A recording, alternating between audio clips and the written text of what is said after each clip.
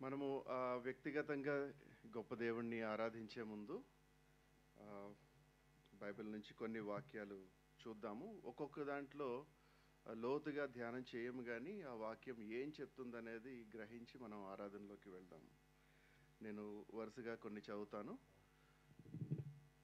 145వ కీర్తన 3వ వచనంలో ఏముందంటే, యెహోవా మహాత్మ్యము గలవాడు, ఆయన అధిక స్తోత్రము నొందదగినవాడు, ఆయన మహాత్మ్యము గ్రహింప సఖ్యము కానిది. యోబు 26:14 చూసినట్లయితే, ఇవి ఆయన కార్యములలో స్వల్పములు, ఆయనను గూర్చి మనకు వినపడుచున్నది మిక్కిలి మెల్లనైన గుసగుస శబ్దము పాటిదే కదా. గర్జనలు చేయు ఆయన మహాబలము ఎంతైనది గ్రహింపగలవాడెవడు. యెషయా 55:8, నా తలంపులు మీ తలంపుల వంటివి కావు, మీ త్రోవలు నా త్రోవల వంటివి కావు, ఇదియే యెహోవా వాక్కు. ఆకాశములు భూమికి పైన ఎంత ఎత్తుగా ఉన్నవో, మీ మార్గముల కంటే నా మార్గములు, మీ తలంపుల కంటే నా తలంపులు అంత ఎత్తుగానున్నవి. రోమీయులకు రాసిన పత్రిక 11:33, ఆహా, దేవుని బుద్ధి జ్ఞానముల బాహుళ్యము ఎంతో గంభీరము, ఆయన తీర్పులు శోధింప ఎంతో అసఖ్యములు, ఆయన మార్గములెంతో అగమ్యములు. ప్రభు మనస్సు ఎరిగిన వాడెవడు, ఆయనకు ఆలోచన చెప్పిన వాడెవడు. కీర్తనలు 139:6, ఇట్టి తెలివి నాకు మించినది, అది గోచరము అని అది నాకు అందదు. దేవా, నీ తలంపులు నాకెంత ప్రియమైనవి, వాటి మొత్తం ఎంత గొప్పది. వాటిని లెక్కించేదననుకుంటున్నా, అవి ఇసుక కంటెను లెక్కకు ఎక్కువై ఉన్నవి. వీటి బట్టి మనము ఏం గ్రహిస్తాం? ఇట్లాంటి వచనాలు చాలా ఉన్నాయి.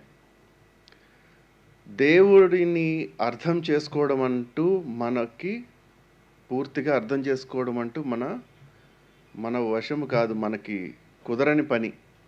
మనకి ఒక 100,000 జీవితకాలాలు ఇచ్చినా సరే దేవుణ్ణి క్షుణ్ణంగా ఎరగటం అనేది అసంభవం.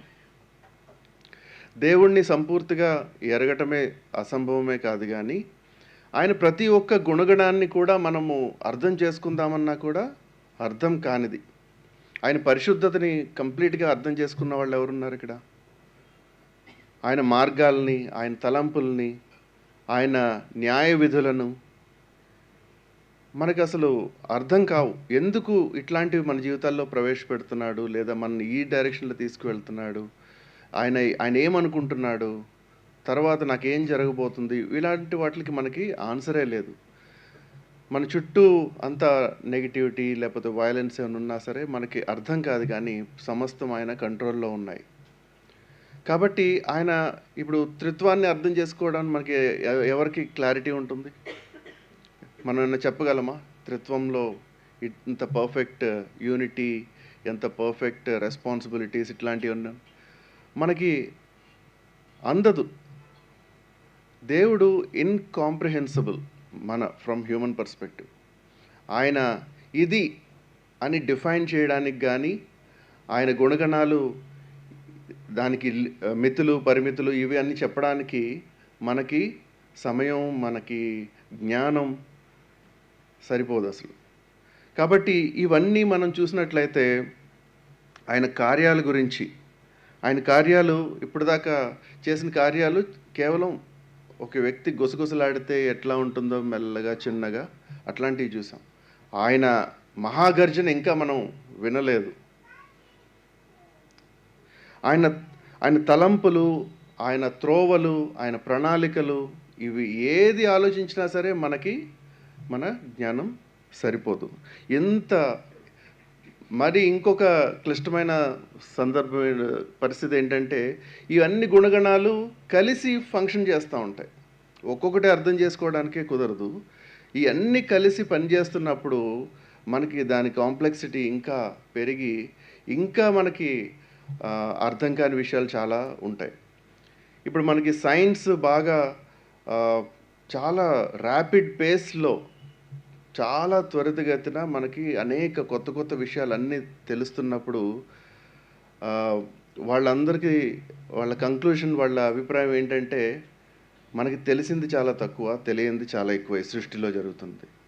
సృష్టికర్త గురించే కాదు, ఆయన చేసిన సృష్టిని అర్థం చేసుకోవడం కూడా, ఆకాశాలు ఎంతవరకు విస్తరించి ఉన్నాయి, ఎక్కడెక్కడ ఏం జరుగుతుందనేది మనకి సైన్స్ పెరిగే కొలది మన అజ్ఞానం ఎంత ఉందనేది తెలుస్తూ ఉంది. అజ్ఞానం కూడా పెరుగుతుంది. నేను మైక్రోబయాలజీ అందులో ఫాలో అవుతాను కాబట్టి, మన మట్టిలో ఉన్న సూక్ష్మజీవులు అన్నిటి గురించి మైక్రోబయాలజిస్టులు అందరూ కూడా ఒక 20 ఇయర్స్ బ్యాక్ మనకి తెలిసింది 10% కంటే తక్కువ. అసలు ఒక కణం ఎట్లా బ్రతుకుతుంది అనేది. ఎంత నాలెడ్జ్, ఎంత ల్యాబొరేటరీస్, ఎంత టెక్నాలజీ, దాని ఫంక్షన్స్ తెలియజేసుకునే టెక్నాలజీ ఉన్నప్పటికీ కూడా 10% కంటే తక్కువ. తర్వాత 20 సంవత్సరాల తర్వాత అదే సైంటిఫిక్ కమ్యూనిటీ ఏముందంటే, బాగా ర్యాపిడ్ డిస్కవరీస్ జరిగాయి. మేము కంక్లూజన్కి వచ్చేది ఏంటంటే, మనకు తెలిసింది 1% కంటే తక్కువ. సో ఆయన్నే అర్థం చేసుకోవడం కష్టము, ఆయన సృష్టిని అర్థం చేసుకోవడము కష్టము. ఇలాగని ఎందుకని మనకు కష్టమవుతుందంటే, ఆయన అనంతుడు, మనము పరిమితి గలవాళ్ళం. మనకి అంతముంది, మనకు పరిమితులు ఉన్నాయి. మరియు మన పాపం వల్ల మనము చాలా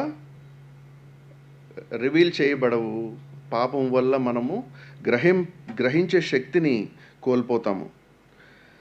తర్వాత ఆయన దేవుడు తన సార్వభౌమాధికారాన్ని బట్టి, అంతటి జ్ఞానాన్ని బట్టి ఆయన అన్నీ మనకి దాచిపెట్టి ఉంచాడా?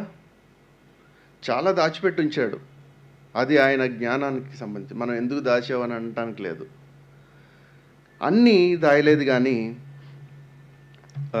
ద్వితీయోపదేశకాండం 29:29లో చూస్తే, రహస్యములు మన దేవుడైన యెహోవాకు చెందును. చాలా మిస్టరీస్, చాలా రహస్యాలు దేవుని ఆధీనంలో ఉన్నాయి. అదే వచనంలో కంటిన్యూషన్ చూస్తే, అయితే మనము ఈ ధర్మశాస్త్ర వాక్యములన్నిటినీ అనుసరించి నడుచుకున్నట్లు బయలుపరచబడినవి ఎల్లప్పుడూ మనవియు, మన సంతతి వారవి అగునని చెప్పుదురు. అయితే మనకి అవసరమైన దానికంటే ఎక్కువే వెల్లడి చేశాడు ఆయన. ఎక్కువే వెల్లడి చేసి మనం ఏ విధంగా జీవించాలి, ఏ విధంగా దేవునిపైన విశ్వాసం, తెలియని అన్నీ తెలిస్తే దేవుడి మీద ఆధారపడం కదా. ఆ రిలేషన్ ఉండడానికి కూడా మనకి చాలా విషయాలు తెలియకపోవడం, మన జీవితంలో ఏం జరుగుతుంది, మనం ఎటువంటి వారం మనకే తెలియదు. కాబట్టి మనం దేవుడి మీద కాన్స్టెంట్గా డిపెండ్ అవ్వడానికి ఈ విషయాల యొక్క వెల్లడి పెరచకపోవడం ఇవన్నీ కూడా దేవుని ఆధీనంలో పర్ఫెక్ట్గా జరుగుతూ ఉన్నాయి. దీనివల్ల మనకి ఒక విశ్వాసగా మనం ఏ విధంగా చూడాలి, అన్నీ మనకి అర్థం కావు. మనం వెతుకుదామంటే మనకు దొరకవు, అగమ్యములు. ఆ ఎటు దారుందో కూడా తెలియదు మనకి. అయితే దాన్ని బట్టి మనం విశ్వాసగా ఏంటంటే, మనకి తెలియంది మనల్ని తగ్గించుకొని, మన తెలియనితనం, మన అజ్ఞానం మనం ఒప్పుకొని దేవుడి మీద ఎక్కువ ఆధారపడుతూ ఉంటాం. తర్వాత దేవుడు మన జీవితంలో ప్రవేశించే అనేక విషయాలను బట్టి, తెలుసుకున్న ప్రతి కొత్త విషయాన్ని బట్టి మన హృదయం ఆశ్చర్యంతో నిండడం అనేది చూస్తూ ఉంటాం. Heart full of wonders. ప్రతి కొత్త విషయం తెలుసుకున్నప్పుడల్లా కూడా దేవుణ్ణి వందనాలు చెప్తాం కదా, ప్రైజ్ చేస్తూ ఉంటాం. తర్వాత అన్నీ తెలియకపోవడం వల్ల తెలిసిన వాటిని బట్టి మనకేం తెలుసు దేవుడి గురించి? ఆయన నమ్మదగిన వాడు, ఆయన వాక్యం తప్పదు. ఇలాంటి గొప్ప చెప్పినప్పుడు మనం ఆయన మీద ఎక్కువ ఆధారపడడానికి, ఆయన చిత్తంలో నడవడానికి, ఆయనలో మన విశ్వాసం బలంగా ఎదగడానికి మనకి చాలా దోహదపడుతుంది. అయితే దేవుడు కేవలం కొద్ది విషయాలే రివీల్ చేసి తర్వాత దూరంగా ఉన్నాడంటే అట్లా లేదు. మనం ఎవరైతే మనము ఆయన్ని వెతుకుతామో, నాకు నేర్పండి ప్రభువా, నాకు ఇందులో ఈ విషయాలు నేర్పండి, నేను ఎట్లా వెళ్ళాలో నాకు దారి చూపండి, ఇట్లాంటివన్నీ మనం ఆయన మీద ఆధారపడినప్పుడు ఆయన తప్పకుండా మనకి ఇంకా ప్రకటించుకుంటాడు, ఇంకా వెల్లడిపరుచుకుంటూ ఉంటాడు. మనం బైబిల్ మొత్తం చదివేశాం కదా అని ఇంకా తెలుసుకోవాల్సింది ఏం లేదని అనుకునే పరిస్థితి లేదు కదా. చనిపోయే వరకు చదువుతూ ఉన్నా సరే అది కొత్త విషయాలు, కొత్త వెలుగులో వాక్యం కనిపించడం, దేవుడు ఇంకా అనేకమైనవి మనకి వెల్లడిపరుస్తూ ఉంటాడు. ఆ వెల్లడిపరచడానికి పలానా అర్హతలు ఉండాలా? అవసరం లేదు. ఏముండాలి అర్హత? మన హృదయంలో కోరిక, తృష్ణ. చిన్న బాలుడైన సమూయేలును దర్శించి పెద్ద సంగతులు చెప్పడము, చిన్న పిల్లల్ని కూడా దేవుడు యోసేపుని చిన్నగా ఉన్నప్పుడే వాడుకోవడము. ఎవరైతే దేవుని తట్టు చూస్తారో వాళ్ళని ఫెయిల్ చేయడు. కీర్తన 42:1-2 వచనాలు చూసుకున్నట్లయితే, దుప్పి నీటి వాగుల కొరకు ఆశపడినట్లు దేవా, నీ కొరకు నా ప్రాణము ఆశపడుచున్నది. నా ప్రాణము దేవుని కొరకు తృష్ణగొనుచున్నది, జీవము గల దేవుని కొరకు తృష్ణగొనుచున్నది. ఇదే అర్హత మనకి. దేవుని గురించి తెలుసుకోవాలి అంటే దాహం, ఆకలి అనేది ఉండాలి. అసలు ఇంత పెద్ద సృష్టికర్త, నా జీవితంలో ఇంతవరకు నన్ను సస్టైన్ చేసిన సృష్టికర్త, నాకు నీ గురించి ఇంకా తెలుసుకోవాలి ప్రభువా అని వేడుకున్నప్పుడు ఆయన విషయాలు మరుగుపరుచుకోడు, అన్నీ వెల్లడిపరుస్తూ ఉంటాడు. 107వ కీర్తన 9వ వచనంలో చూస్తే, ఏలయనగా ఆశగల ప్రాణమును ఆయన తృప్తిపరిచి ఉన్నాడు, ఆకలి గొనిన వారి ప్రాణమును మేలుతో నింపి ఉన్నాడు. కాబట్టి మనకు ఈ ఉదయకాలం మనం చూడవలసింది ఏంటంటే, దేవుడు ఇన్కాంప్రిహెన్సిబుల్. ఆయన్ని గ్రహింపలేని దేవుడు. అయినా సరే ఆయన సన్నిధిలో మనం వెళ్ళినప్పుడు ప్రతిదీ వెల్లడి చేయడానికి ఆయన ఇష్టపడే దేవుడు. ఆయన వెల్లడి చేసే చిన్న విషయాలు కూడా మన జీవితకాలం అంతటికీ కూడా సంతృప్తితో నింపగలిగే విషయాలై ఉంటాయి. ఎక్కడ కొదువు అనేది ఉండదు. మనకి మొత్తం అనంతమైన జ్ఞానం అవసరం లేదు ఈ జీవితంలో మీనింగ్ఫుల్గా బ్రతకడానికి, సంతోషంగా తృప్తిగల జీవితంతో జీవనం సాగించడానికి. ఆయన రివీల్ చేసిన చిన్న ఎలిమెంట్స్తో కూడా మన హృదయం నింపుకోగలుగుతాం. కాబట్టి ఒకసారి చూసిన తలంపులను ఒకసారి చూద్దాం. ఆయన సర్వజ్ఞాని, సర్వశక్తిమంతుడు, ఉన్నతమైన తలంపులు గలవాడు. ఆయన్ని అర్థం చేసుకోవడం, ఆయన గుణగణాలని అర్థం చేసుకోవడం కూడా మన వల్ల కాదు. ఆయన మనకి ఇచ్చిన కొంత గ్రహింపు మనకి ఆయన పట్ల బలమైన రిలేషన్షిప్లోకి, బలమైన విశ్వాసంలోకి తీసుకువెళ్తుంది. మరియు ఆయన స్వయంగా తన బిడ్డలకు తాను వెల్లడిపరుచుకుంటాడు. వాక్యం